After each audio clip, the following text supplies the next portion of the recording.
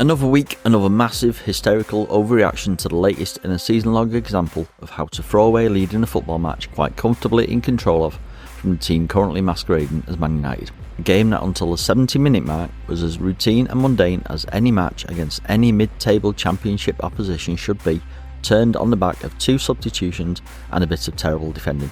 This was then compounded by a massive deflection, another example of VAR's complete uselessness, and the kind of capitulation we have become all too familiar with by a group of highly talented athletes who apparently train every day of the week but give the impression that they'd never met before.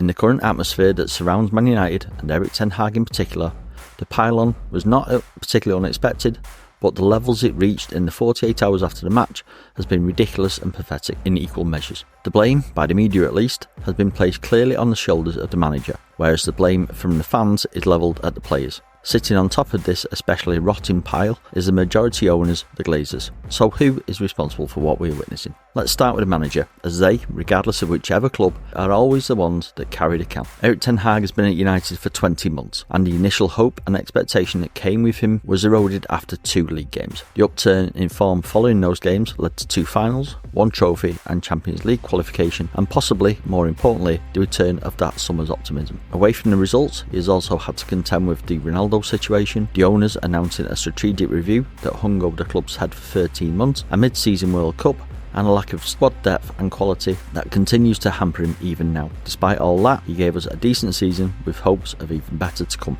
Pre-season injury to Kobbie Mainoo set the trend for the season, and 60 injuries later, we are scrabbling round on the fringes of European football qualification, having been knocked out of the group stage of the Champions League, but in the FA Cup final. Performances have been, for the most part, appalling, and varying between competent and calamitous, and back again within 90 minutes.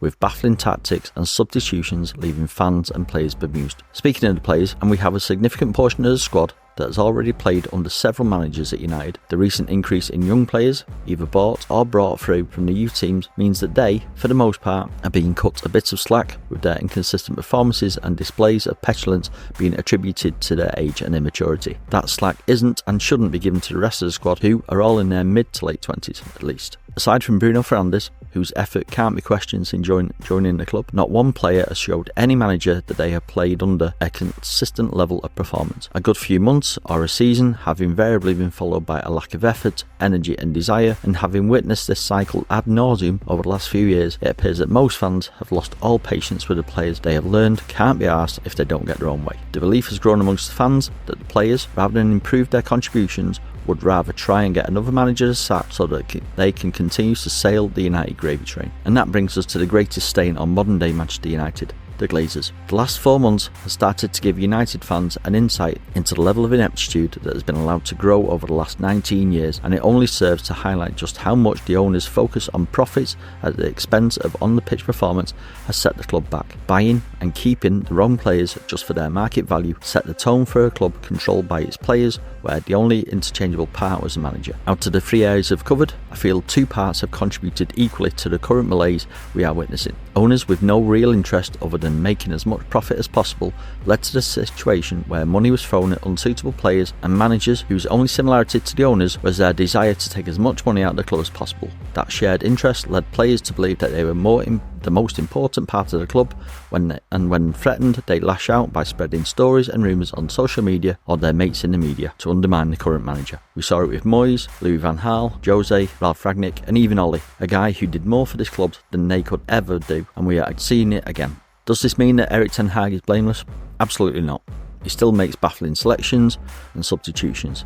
His tactics seem at odds to the game we are playing, and 2 seasons in, not many can honestly say that they know what he's trying to do. However, if we are looking for patterns from previous seasons as an indicator of what to expect, I'm much more inclined to stick with a manager who, when given the time and the tools, gets results, rather than players who have repeatedly downed tools on every single manager they've worked under. When people show you who they really are on a regular basis, it might be worth believing them.